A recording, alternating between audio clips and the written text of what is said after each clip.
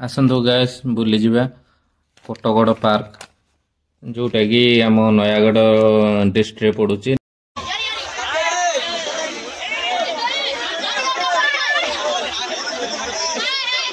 नयागढ़ ठारू 31 किलोमीटर, सुनाखला ठारू 4 किलोमीटर।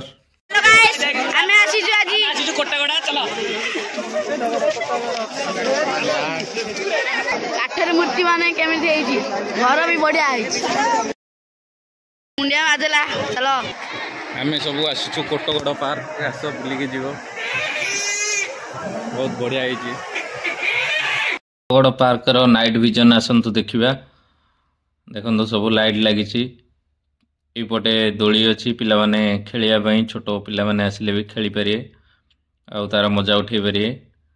एपटे पानी पड़ुची एपटे खसड़ा भी अच्छी जो माने छोट पिला माने अछंती खसिकी खेली परिवे।